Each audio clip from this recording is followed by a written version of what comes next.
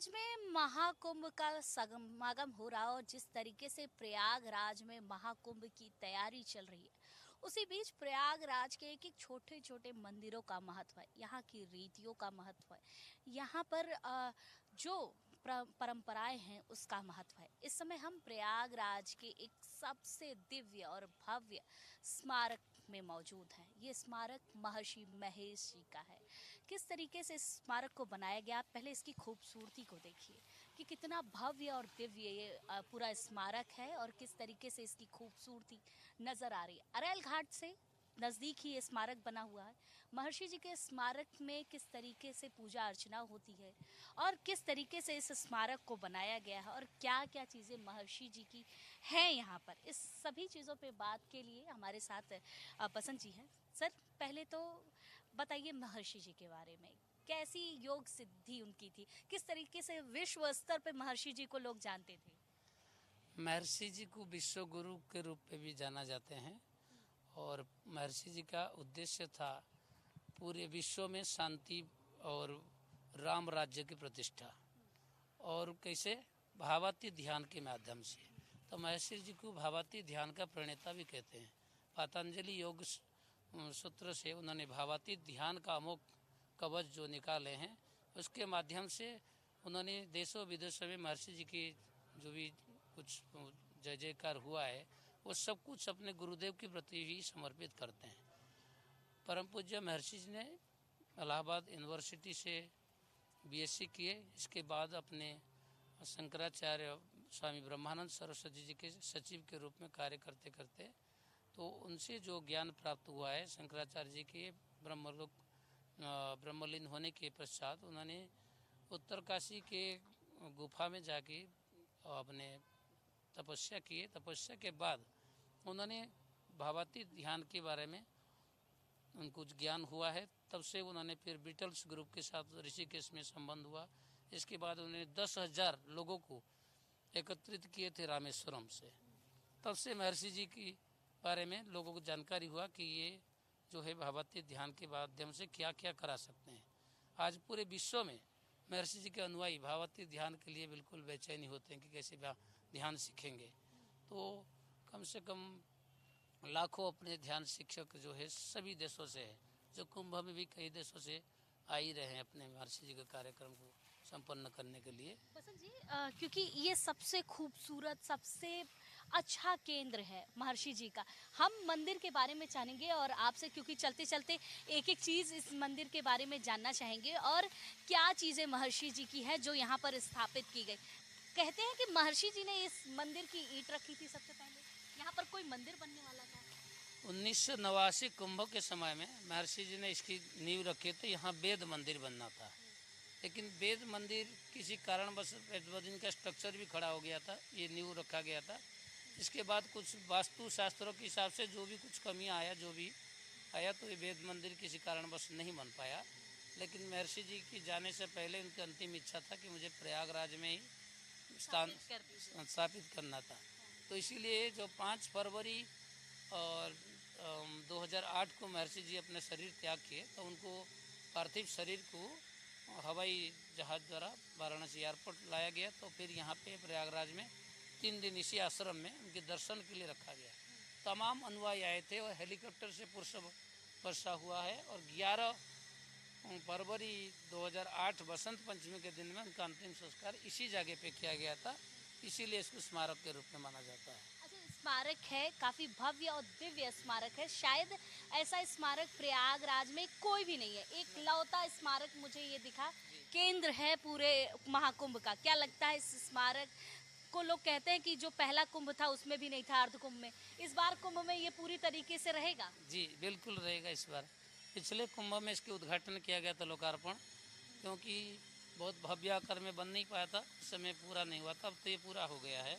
और आगे आपका एक गोपुरम गेट, जिसको अपने साउथ की भाषा में कहते हैं गोपुरम, मतलब एंट्री गेट जिसे कहते हैं, तो एंट्री गेट वो बन रहा है। वो भी प्रयास है कि कुंभ तक कंप्लीट होने की। पूरी तरीके से इस अगर स्मारक की बात की जाए तो बहुत ही दिव्य और भव्य बनाया गया है। पहले तो मैं यहाँ जानना चाहूँगी कि ये महर्षि जी का स्थल है, किस तरीके से यहाँ पूजा अर्चना होती है और क्या-क्या इसमें खास चीज़ें क्या-क्या हैं?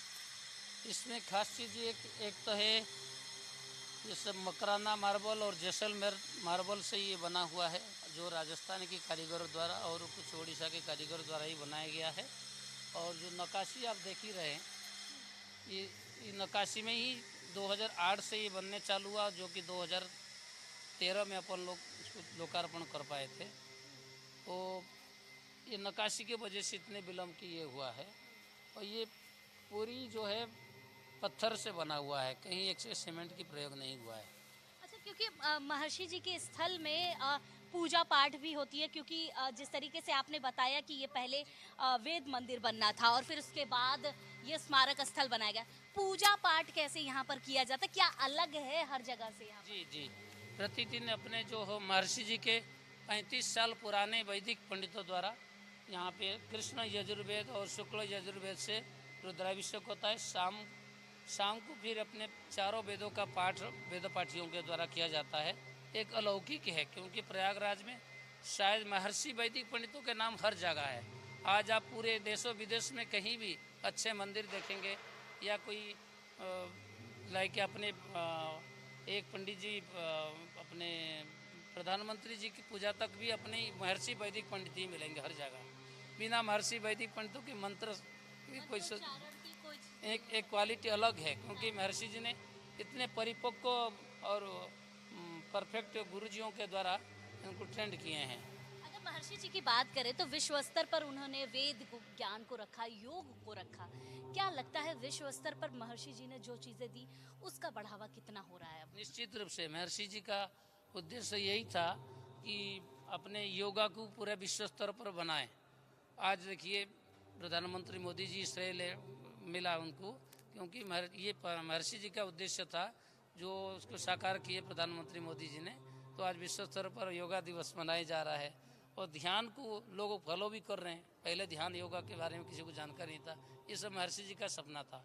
गांव-गांव में घूम घूम के जो है रुद्राभिषेक महर्षि जी का बड़ा सपना था। आज सभी लोग देखिए रुद्राभिषेक कर रहे हैं। ये सब ज्ञान जो है महर्षि जी के द्वारा निश्चित रूप से फैला है। महर्षि जी ने बहुत सारी ज्ञान की बातें कही, बहुत सारी चीजें ऐसी कही कि जिसके बाद अब शुरू हो चुका है योग विद्या के बारे में आपने बताया, रुद्राभिषेक जो जगह जगह लोग करते हैं। अब इस स्मारक स्थल को एकदम बन के तैयार होगा। महाकुंभ अब तैयारियां हो चुकी है, महाकुंभ होने शुरुआत हो गई।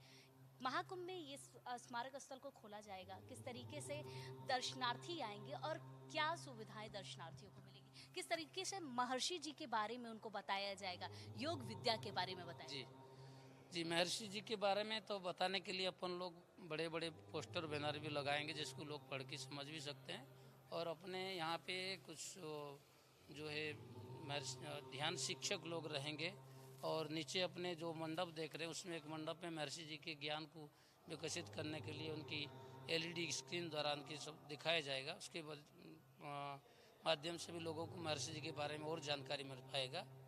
दर्शनार्थी तो थोड़े थोड़े आ रहे हैं जो अभी देख रहे हैं, क्योंकि स्ट्रक्चर की वजह बहुत मात्रा में दर्शनार्थी आते हैं, परंतु वहाँ अभी काम चलने की वजह से थोड़ा बंद किया गया, तभी आना कम हुआ। लेकिन प्रतिदिन आते हैं ये, क्योंकि 2013 को ही जो कुंभ में इसको लोकार्पण कर दिया गया। तो लोकार्पण कर दिया गया जी।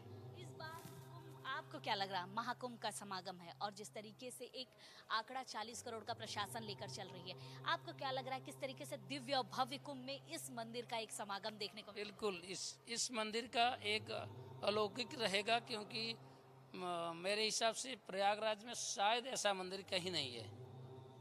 क्योंकि इसको लोग जो है महर्षि स्मारक कम जानते हैं, गोल्डन टेम्पल के नाम। गोल्डन टेम्पल जब भी मैं भी रास्ते से आई तो मुझे लगा कि यार क्या खूबसूरत सा मंदिर बना हुआ है, स्मारक नहीं लगा हमें, मंदिर क्योंकि इसके ऊपर जो है सोने का पॉलिश लगाया गया, ओरिजिनल सोने का, 24 कैरेट सोने का, तभी ये चमक आ रहा है जो सोने का।